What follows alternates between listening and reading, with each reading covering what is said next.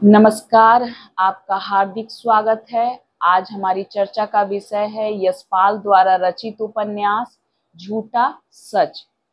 यशपाल का जन्म 1903 ईस्वी में फिरोजपुर छावनी पंजाब में हुआ था। उपन्यास झूठा सच दो भागों में विभाजित है।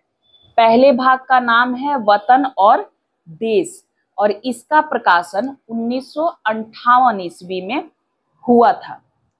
द्वितीय जो भाग है उपन्यास का देश का भविष्य, इसका प्रकाशन 1960 ईस्वी में हुआ। तो उपन्यास जो झूठा सच है वो कितने भागों में विभाजित है? दो भागों में विभाजित है। पहले भाग का क्या नाम है? प्रथम भाग का वतन और देश, इसका प्रकाशन वर्ष 1958 ईस्वी। दूसरे भाग का क्या नाम है? देश का भविष्य, इसका प्रकाशन वर्ष 1960 ईस्वी। अब उपन्यास के विषय वस्तु पर चर्चा करते हैं। उपन्यास के दोनों भागों में 1942 से लेकर 1957 तक की परिस्थितियों का चित्रण किया गया है। तो एक कालखंड, एक सीमा है जिसके अंदर इस उपन्यास का चित्रांकन हुआ है। और ये जो उपन्यास है ये कालजयी उपन्यास है। विषय क्या है? भारत पाकिस्तान विभाजन के ऐतिहासिक कालखंड का महाआख्यान है। झूठा सच के पहले भाग में वतन और देश में क्या हुआ था? विभाजन के दौरान हुई लूट पाट और हिंसा के रोंगटे खड़े कर देने वाले माहौल और उस भीतरी विभाजन का यथार्थवादी अंकन किया गया है, जिसके कारण वतन और देश के दो अलग अलग इकाइयां बन गई हैं। अब उपन्यास ये भी जानने का प्रयत्न करता है कि इसके पीछे कारण क्या थे। अंग्रेजों की चाल, सांप्रदायिकता, पिछड़ापन या आर्थिक विषमता या इन सभी कारणों ने एक साथ मिलकर ऐसी परिस्थितियों को निर्मित किया। झूठा सच के दूसरे भाग देश का भविष्य में पाकिस्तान से आए शरणार्थियों की समस्याएं और उनके सामने उपस्थित हुए नए सांस्कृतिक, नैतिक, सामाजिक और आर्थिक संकटों का वर्णन किया गया है। तत्कालीन परिदृश्य की राजनीतिक गतिविधियों का चित्रण करते हुए दर्शाया गया है कि नई राजनीतिक परिस्थितियों में कुछ लोग अपने साहस और जीवट के बल पर जम जाते हैं तो कुछ टूट जाते हैं।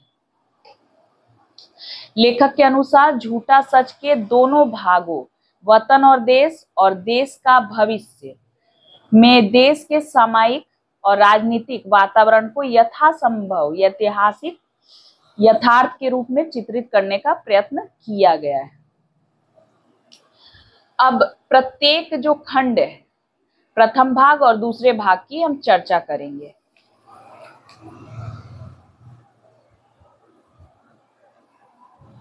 झूठा सच जो भाग एक है, वतन और देश, जिसका शीर्षक है, इसकी मूल कहानी क्या है इसको हम समझ लेते हैं।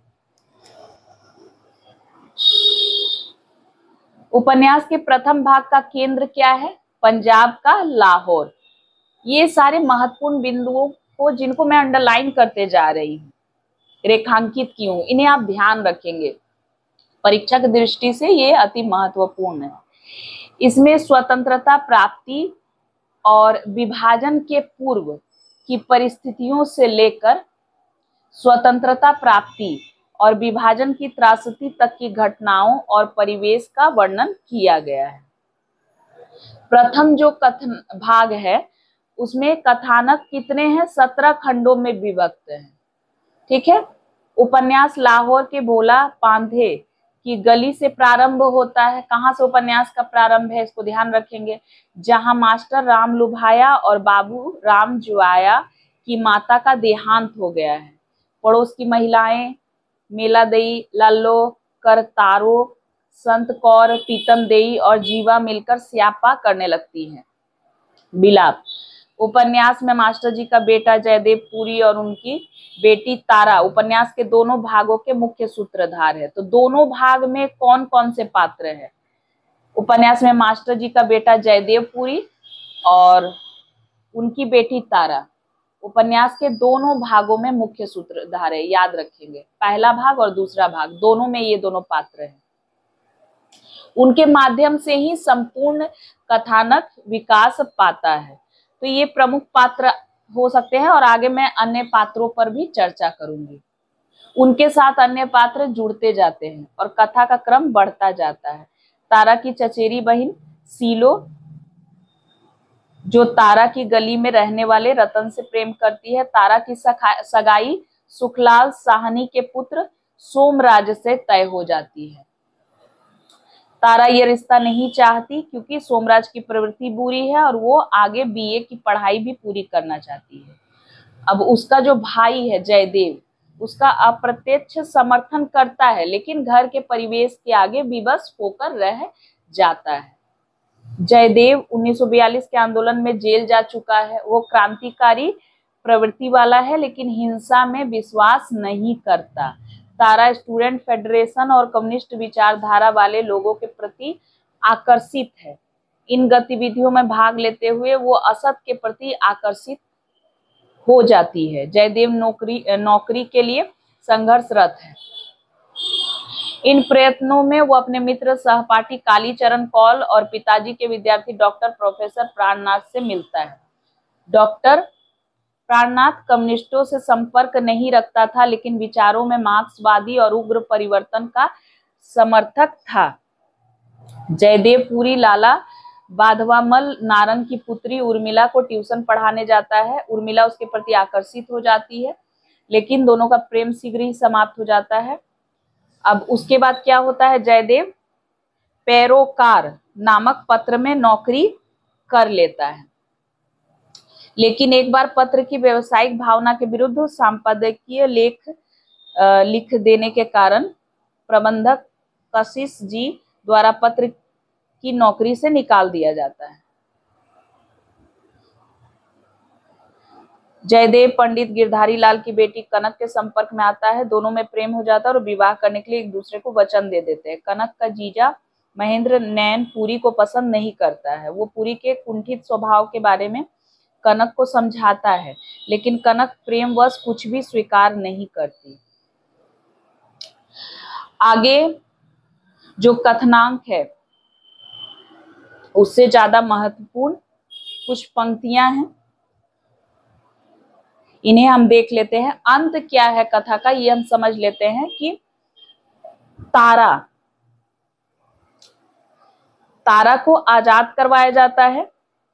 कौन तारा को आजाद कराती है? एक दिन भारत सरकार की प्रतिनिधि कौशल्या देवी आकर तारा और अन्य स्त्रियों को वहां से मुक्त करवा देती है। उनके साथ तारा का पूर्व प्रेमी असद भी होता है। वो तारा को वहां देखकर आश्चर्यचकित रह जाता है। तारा मोटर गाड़ी में बैठकर अमृतसर पहुंच जाती है। ड्राइवर कहती है उतरो, तुम्हारा वतन तो छूटा पर अपने देश में अपने लोगों में पहुंच गई। इस तरह पहला भाग समाप्त हो जाता है। अब जो प्रमुख पात्र हैं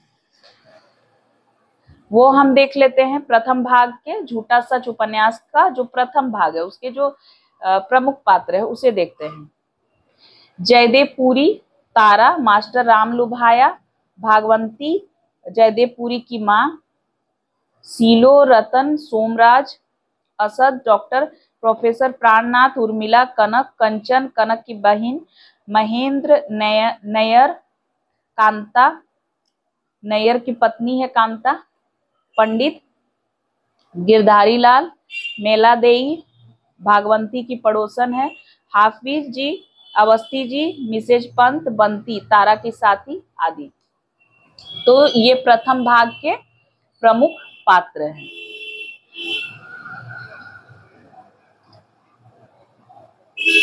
तो हमने झूठा सच उपन्यास के प्रथम भाग पर हमने चर्चा की है।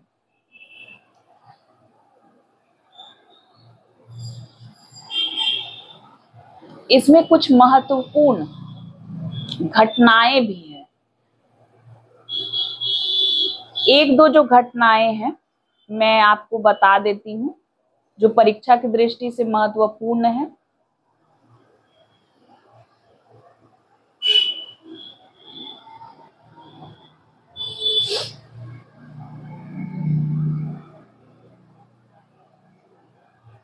जैसे एक घटना है, तारा की इच्छा के विरुद्ध उसकी सगाई सुखलाल साहनी के बेटे सोमराज के साथ तय किया जाना। ठीक है, एक ये हो गया। दूसरी जो घटना है, तारा के भाई जयदेव पुरी द्वारा तारा की पढ़ाई का पक्ष लेना व उसकी सगाई का अप्रत्यक्ष विरोध करना। ठीक है, तारा और उसकी सहेलियों द्वारा स्टूडेंट फेडरेशन और कम्युनिस्ट पार्टी की गतिविधियों में भाग लेना।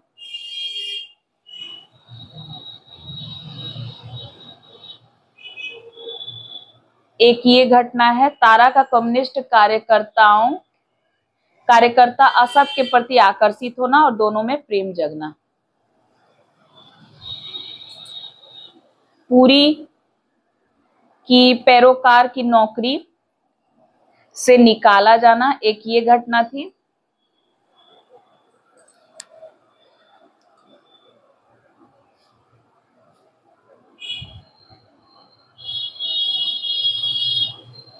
तारा को असद के साथ चोरी छिपे मिलते देखकर पुरी का क्रोधित होना।